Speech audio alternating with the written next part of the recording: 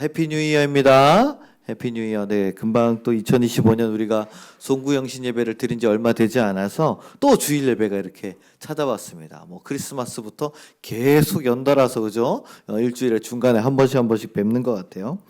오늘 첫 주일 예배 이렇게 앞에서 찬양하고 하니까 좀 어떠셨는지 모르겠습니다. 약간 어색하시면서 그쵸?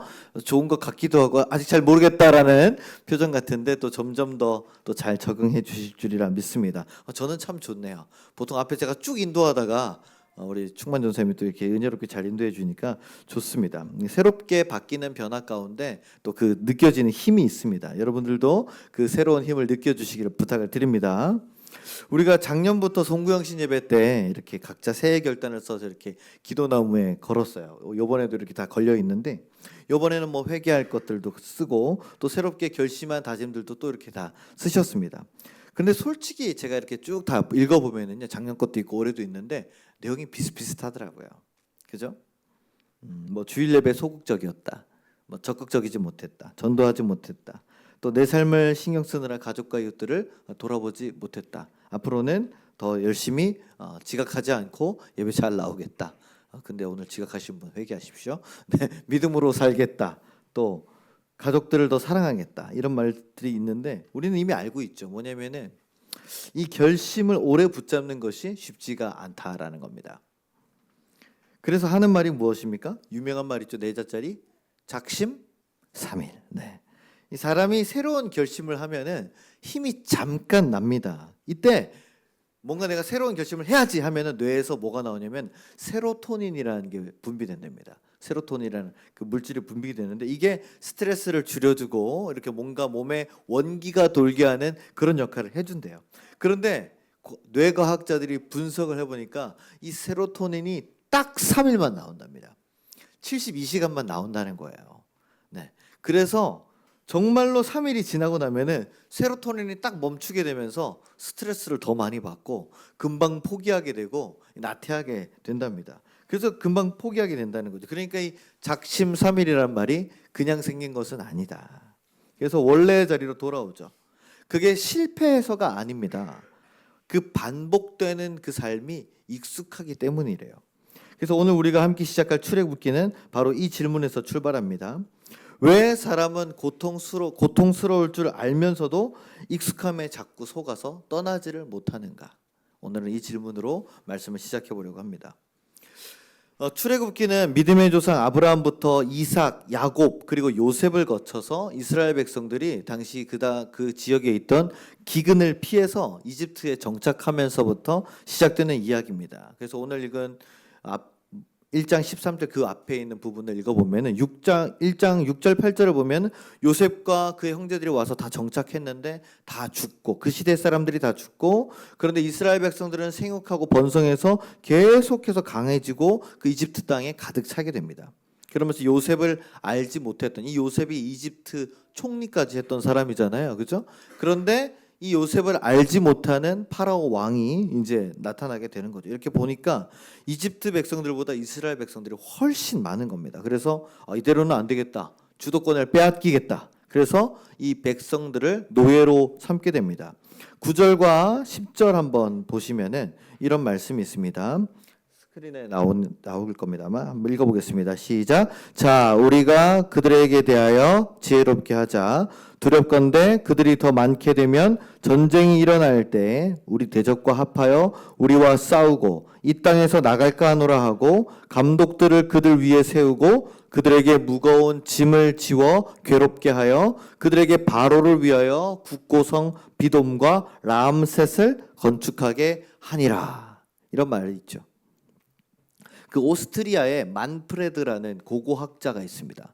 이 팀이 이집트에 가가지고 이 성서 역사학 고고학적 그런 자료들을 발굴하는 프로젝트를 했는데요. 이 지금 여기에 나왔던 국고성 비돔과 람셋 그 연대기와 아주 근접한 유물들을 발굴하면서 아마 이 시기가 출애굽기에서 이스라엘 백성들의 노역 기간으로 볼 수 있다라는 그런 자료가 있더라고요. 그 상황을 추론해서 이렇게 다시 이렇게 재구축한 3D 이미지가 있습니다. 이집트의 이 비돔과 람셋이 얼마나 클 것인가 한번 보여주시기 바랍니다. 보십시오. 저만큼인 거예요. 네. 그리고 넘겨주세요. 네, 요게 이제 기둥이고 저 밑에 요만큼이죠 사람이. 그리고요, 네, 이런 것들입니다. 이게 저것들을 다 누가 지은 거예요? 이스라엘 백성들. 이집트 사람들은 안 졌습니다. 이집트 사람들은 다 이제 감독관이었고, 뭐 이스라엘 백성들이나 또 다른 민족들이, 이방 민족들이 저기서 이제 노예 생활을 했다고 그렇게 되어 있어요. 이 부분에 대해서 어떤 이집트 왕이 어떤 방법으로 이집트 전체에 번성해 있던 이 이스라엘 백성들을 제압하고 노예로 만들었는가, 거기에 대해서 성경은 말하지 않습니다. 그러나 분명한 사실은 이거예요. 뭐냐면 억압은 하루아침에 완성된 것이 아니고 노예 상태는 점진적으로 이 백성들의 삶을 잡아먹고 익숙해졌다는 거죠. 그럼에도 불구하고 놀라운 것은 이스라엘 백성들이 학대를 심하게 받으면 받을수록 인구수가 줄어야 되는데 더 많이 늘어나는 거예요. 그래서 이집트 왕이 파라오가 근심했다라고 돼 있습니다. 그런데 한번 생각해 보십시오. 이 백성들의 삶이 어땠습니까? 매일 흙을 이기고 짚을 넣고 벽돌을 굽고 농사를 짓고 이집트인에게 맞고 학대당하는 그런 삶이죠. 얼마나 힘들었을지 뭐 솔직히 상상이 잘 안 갑니다. 그런데도 이스라엘 백성들은 이 노예 상태를 벗어날 생각을 못했습니다. 아무리 이집트의 통치가 강력했다고 하더라도 그 백성 수가 훨씬 많으면 쪽수로 밀어붙이면 한번 군사 쿠데타나 반란이나 이런 거를 일으켜 볼 법한데 오늘 성경은 그런 말이 없어요. 그러면 왜 그렇게 힘들고 괴로운 노예 생활을 가만히 당하고만 있었을까? 왜 하나님께 부르짖지 않았을까요? 하나님께 도움을 구하지 않았을까요? 이 백성들이? 물론 요셉 이후로 뭐 어떻게 된지 모르겠지만 그들에게 계속 하나님 신앙이 있었을 거란 말입니다. 요셉이 지키고 있었기 때문에. 그런데도 하나님이 왜 돕지 않았을까? 여기서 한번 짚어볼 지점이 있습니다. 사람은요, 확실한 고통보다 불확실성으로 인한 불안함을 더 두려워하는 경향이 있다라는 연구의 옥스퍼드 대학의 연구 결과가 있습니다. 자, 제가 세 가지 한번 안을 드려볼게요. 의자가 있어요. 이 의자에 앉으면 무조건 전기 충격을 받습니다. 1번. 2번. 2번 의자는 절대로 받지 않습니다. 3번. 반반입니다. 이렇게 세 가지의 의자를 놓고 사람을 가지고 실험을 했을 때 여러분 어떤 게 스트레스 지수가 가장 높았을 것 같습니까? 반반이라는 거예요. 반반. 그러니까 확실한 것보다 뭐 안 받는 거는 스트레스 안 받겠죠. 그렇죠? 여기는 전기를 안 받으니까. 그러나 100% 받는다는 건 따끔따끔한 게 올 것이다라는 어떤 예측이 되잖아요. 그런데 50대 50이다 그러면은 이거 알 수가 없는 거죠. 그러니까 불확실한 채 어찌 될지 모르는 채로 기다리는 게 확실하게 나쁜 경험을 하는 것보다 더 스트레스를 받는다고 합니다. 그래서 아무리 힘들어도요, 사람은 익숙한 것을 붙잡게 되어 있다고 합니다. 요즘 한창 쿠팡이 논란이죠. 우리 쿠팡 정직원님 저기 계시지만 그 청문회 하는 거 보셨습니까? 어우, 야, 막 빵빵 치면서 I don't understand 이러면서 막 소리 지르지 말라고 막 뭐라고 그러는 거 보면서 그 사람이 하버드 출신이래요. 하버드 출신 무슨 아주 굉장히 잘 나가는 변호사 출신을 갑자기 이제 김범석 대표가 대표로 앉혔다고 하더라고요. 뭐 하여튼 잘 모르겠는데 어쨌든 쿠팡의 논란인 이유가 무엇입니까? 강도 높은 택배와 분류 업무로 인해서 사람들이 거기에 삶을 갈아 넣으면서 이러다가 결국 소중한 생명을 잃는 그런 사고들이 계속해서 발생되고 있기 때문이죠. 그래서 그 청문회 나온 어떤 어머니인가, 그죠? 아내분인가요? 그분이 막 울면서 막 소리 지르면서 사과 한마디만 해라고. 사과 한마디만 하라고 하는데 끝까지 사과 안 하고 가더라고요. 그죠? 그런 일들이 계속 발생합니다. 우리처럼 쿠팡 일을 안 하는 사람은 바깥에서 볼 때 그럼 그 일을 안 하고 다른 거 하면 되지 않느냐. 그래서 국회에서 뭐라 했어요? 새벽 배송 없애자고 그랬더니 새벽에 배송하는 쿠팡 기사들이 난리가 났잖아요. 니네가 그걸 우리 책임져 줄 거냐. 그렇죠. 이게 쉽지가 않습니다. 우리 김충만 전사님 일하시다가 또 오른발을 접질렀어요. 그래서 저 오른쪽 발이 지금 반깁스 상태입니다. 원래는 산재 신청해서 3주 동안 쉬어야 되는 거래요. 근데 못 쉽니다. 내일부터 또 나가야 된대요 또.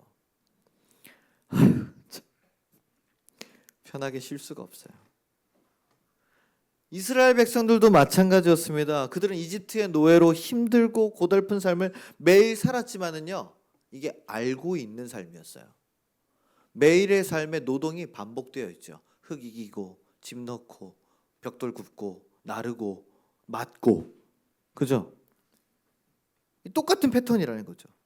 아무런 희망도 없습니다. 아무런 기쁨도 없습니다. 근데 무슨 일을 하는지 내가 알고 있습니다. 다시 말하면 익숙해져 있다는 거예요. 그래서 아무런 반항도 하지 않고 그저 하루하루 버텨내면서 살아갈 뿐이었습니다.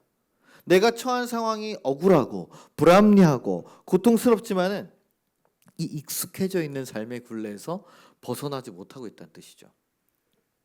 그래서 이 이스라엘 백성들이 처한 상황은요, 낯설지가 않습니다. 왜냐하면 우리들의 모습이기 때문에 그래요. 자, 이제 어른이라고 여기 오늘 올라온 20살짜리 청년들이 있습니다. 우리 동욱이도 왔고 호연이도 왔고 우리 영진이도 왔고 이렇게 왔습니다. 자, 이 친구들도 새롭게 대학교에 이제 적응해야 하죠. 또 미래를 위해서 열심히 일하면서 준비하는 취준생들은 불확실한 스트레스 속에 열심히 준비하며 삽니다. 또 직장을 다니고 있는 분들은 어떻습니까? 힘들어도 내일 나가서 또 일을 해야만 합니다. 여러분, 편하게 일만 하고 일 안 하고 놀기만 하는 인생 우리 중에 있습니까? 없습니다. 그런 다이아스저, 금수저들은 우리에게 없는 거예요. 그런 건 없습니다. 그래서 우리는 알고 있습니다. 스스로에게 또 다른 사람들에게 인정받기 위해서 지금 내가 살고 있는 이 삶이 나를 채우는 것이 아니라 나를 어떻게 해요? 소모시키고 있다는 걸 알고 있습니다. 내가 자유롭지 못하다는 것을 알고 있습니다. 그런데도 떠날 수 있나요? 못 떠납니다. 지금 이 삶이 익숙해져 있기 때문이죠. 일이 힘들어도 계속해야 돼요. 불안하고 아프고 또 마음이 괴로우고 정신적으로 스트레스를 받아도 멈추지 못합니다. 믿음이 무너져가는 것을 알면서도 내 일상을 바꾸지 못합니다. 즉 불확실한 스트레스보다는 안정이라는 이름 아래 어쩌면 노예처럼 살아가는 게 익숙하다는 것이죠. 그래서 어쩔 수 없지, 지금은 이럴 수밖에 없지 그러면서 스스로 되뇌입니다. 그렇게 우리가 자유를 이룬 줄 알면서도 노예처럼 사는 삶에 길들여져 있다는 거예요. 스스로 변화를 꿈꾸지 못하고요, 용기와 도전은 사라져 버렸습니다. 자, 그렇다면 이 고통과 절망이 무겁게 짓누르는 이 이스라엘 백성들을 보면서 하나님은 뭐 하셨을까요? 아브라함으로부터 이어진 이 하나님의 백성들을 왜 내버려 두신 것일까? 자, 그러면 한번 하나님의 백성들이 왜 이렇게 비참하게 나락으로 떨어져서 이런 삶을 살게 되었는가를 우리가 한번 생각을 해봐야 돼요. 출애굽기 1장에서는 그런 말이 나오지 않습니다. 그냥 생육하고 번성하였고 뭐 이집트 백성들보다 많아졌고 이스라엘 백성을 알지 못하는 왕이 나와서 노예 삼았다 이렇게 돼 있잖아요, 그죠? 근데 한번 생각을 한번 해보면은요, 성경을 우리가 보신 분들은 이 이스라엘 백성들의 패턴이라는 게 있습니다. 뭐예요? 잘 살면 어떻게 돼요? 하나님을 더 잘 믿나요? 아니요. 잘 살고 뭔가 풍요로워지면은 하나님 안 믿습니다. 뭐 믿어요? 이방신들 섬기죠. 그러다가 두드려 맞고 막 또 죽으려 그러면 하나님 죄송합니다 그러면 여호와께 돌아가자 그러면서 이제 돌아가면 또 살다가 또 똑같이 또 그래 반복하면 또 두드려 맞고 벌 받고, 그죠? 이게 사사기 때부터 계속 반복되는 패턴인데 제가 그래서 추론을 해봤어요. 추론을. 이게 저의 어떤 신학적 추론입니다. 이 이집트 백성들이 이스라엘 백성들이 이집트라는 곳에 와서 그 나일강 문화를 보게 되는 거잖아요. 물론 이집트가 사막밖에 없지만은 나일강 유역은 인류 4대 문명이라 불릴 정도로 아주 풍요로운 곳 아닙니까, 그죠? 물론 가나안도 젖과 꿀이 흐르는 땅이었겠지만은. 근데 거기서 이 요셉이 죽고 그 시대 사람들이 다 죽고 나니까 이 백성들이 어땠겠어요? 하나님 잘 믿었을까요? 전 아니었을 것 같아요. 이집트 신전 가서 우상들 섬기고 거기서 또 이렇게 이상한 짓들을 하고 뭐 잘 먹고 잘 사니까 이제 눈에 비는 게 없지 않았을까요? 그러면서 분명히 하나님을 소홀히 하고 이방 문화에 쉽게 동화되지 않았을까? 그래서 하나님은 이 백성들이 이집트 노예가 되어서 아주 처참하고 비참한 고난을 통해서 다시 하나님을 찾도록 계획하신 게 아니었을까? 반드시 이 패턴이 돌아갑니다. 사이클이. 이게 우리의 본성이라는 거죠. 우리 한 번도 죄를 안 지은 사람은 없습니다. 죄를 지을 때는 알면서 짓습니다. 남 욕하는 거, 마음속에 이상한 상상하는 것들 알면서도 그런 것들을 다 알면서 하는 거예요. 알면서. 왜요? 지어봤기 때문에. 그 죄를 지어봤기 때문에 알면서 하는 겁니다. 근데 이때 바로 하나님께서는 놀라운 일을 은밀하게 준비하고 계신 거죠. 그 일이 무엇입니까? 바로 우리가 2장에서 보았던 모세의 탄생입니다. 아무리 학대를 하고 괴롭혀도 이 이스라엘 백성들이 안 줍니다. 그죠? 보통 고통당하고 그러면 죽어야 되는데 계속 번성하니까 이 파라오 왕이 잔인한 계획을 세웁니다. 뭡니까? 히브리 산파들을 불러요. 그리고 그래서 여인들이 아기를 낳을 때, 해산할 때, 자, 아들이면은 어떻게 해라? 죽여라. 딸이면 살려줘라. 그걸 누구 보고 하라는 거예요? 산파 보고 하라는 거예요. 근데 이 시브라 그리고 부하라는 이 산파 두 사람이 얼마나 지혜로운지, 자기 동족의 운명에 걸린 그 아들들을 어떻게 자기 손으로 죽이겠습니까? 택도 없는 소리죠. 그래서 이들이 지혜를 짜냅니다. 히브리 여인들이 얼마나 건강한지 이집트 여인과는 달라서 저희가 막 소식을 듣고 갔더니 이미 낫던데요? 다 나아버렸습니다. 이런 얘기를 하는 거예요. 그래서 세상에서 가장 무서운 파라오의 명령을 어긴 거죠. 누가요? 이 시브라와 부하라는 산파들이. 21절을 한번 보겠습니다. 1장 21절 스크린에 띄워주십시오. 한번 읽어보겠습니다. 시작. 그 산파들은 하나님을 경외하였으므로 하나님이 그들의 집안을 흥왕하게 하신지라. 아멘. 아무리 절망적이고 아무리 어렵고 힘든 상황에서도 여기서 하나님이 말씀하시는 게 있어요. 그게 뭐냐? 하나님은 자신의 사람들을 통해 일하신다. 할렐루야. 여러분, 이 늙은 산파 둘이 무슨 힘이 있겠습니까? 그죠?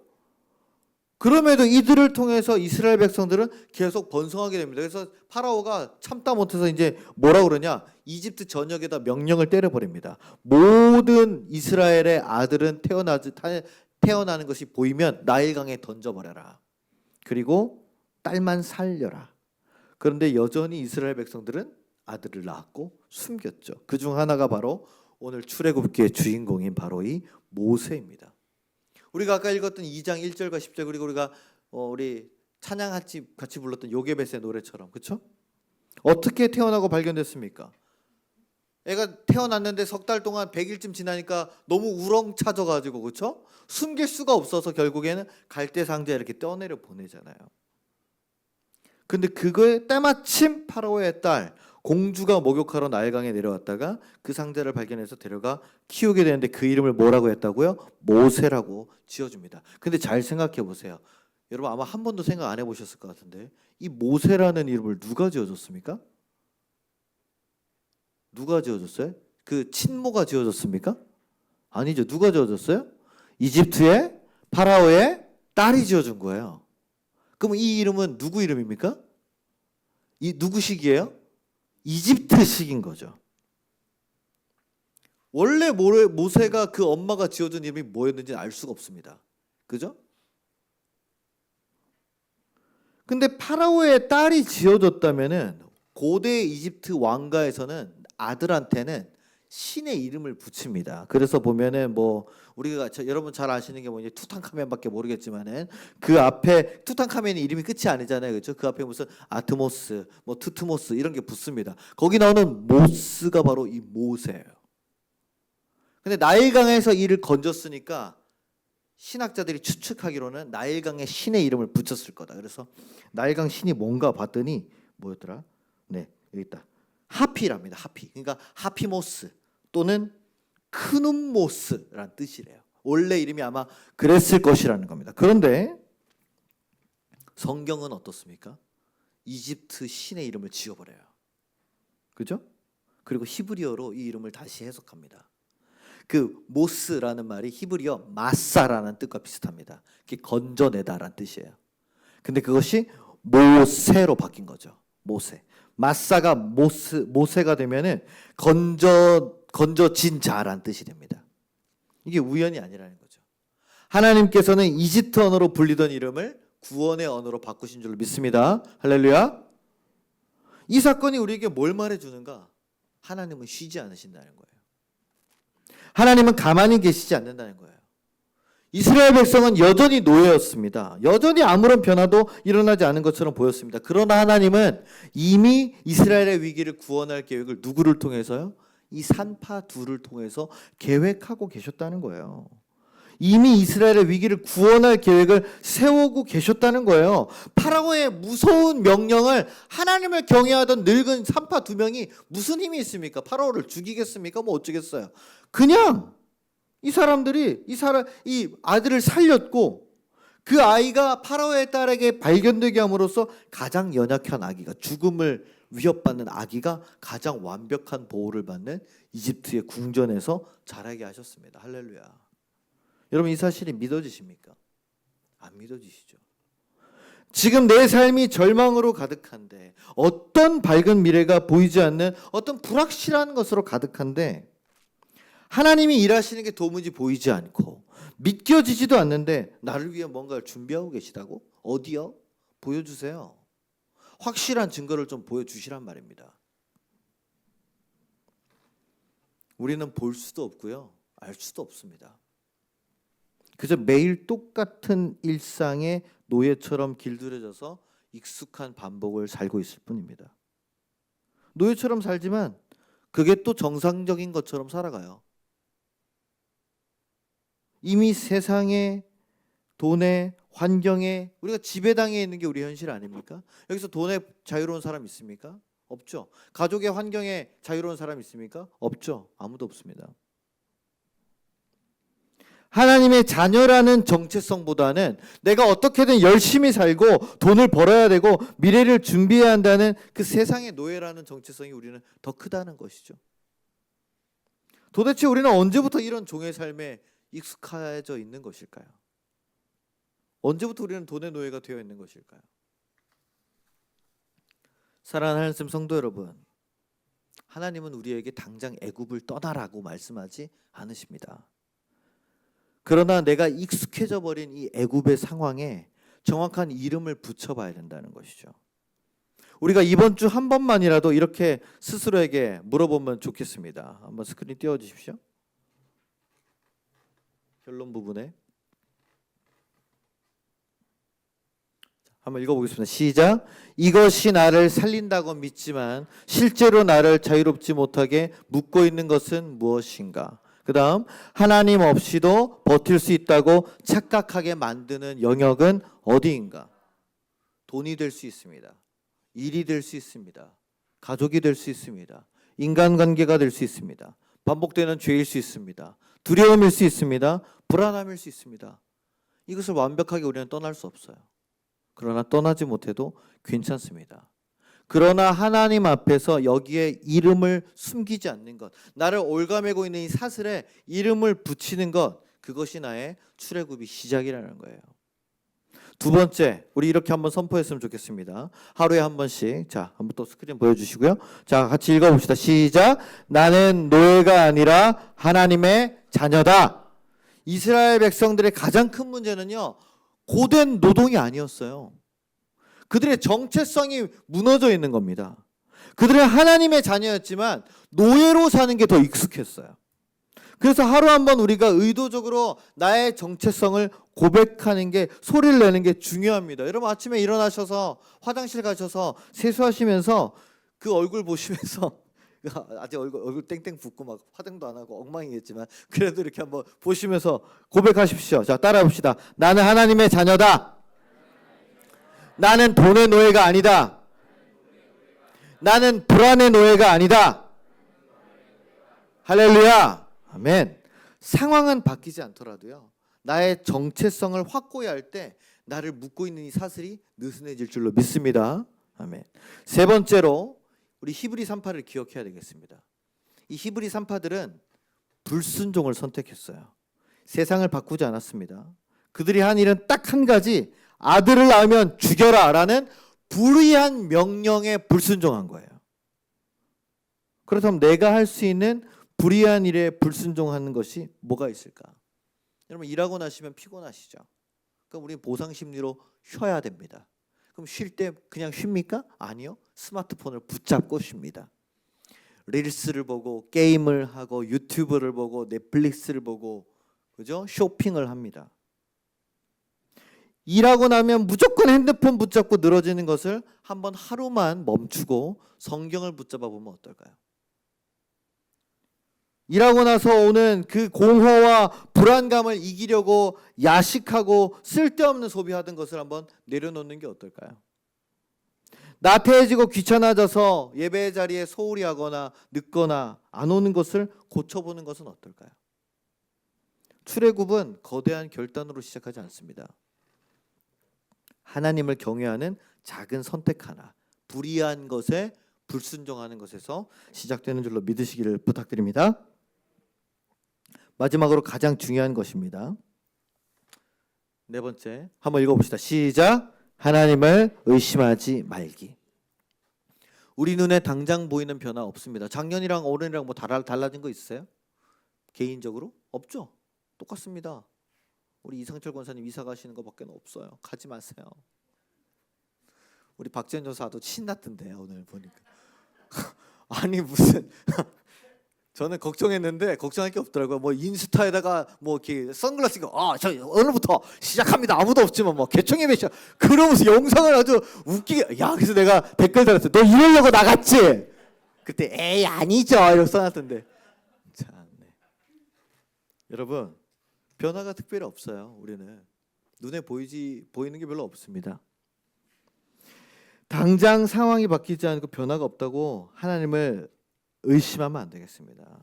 우리 눈에 안 보인다고 하나님이 일하지 않으시는 게 아니에요. 그것을 오늘 우리가 말씀을 통해 깨달았죠.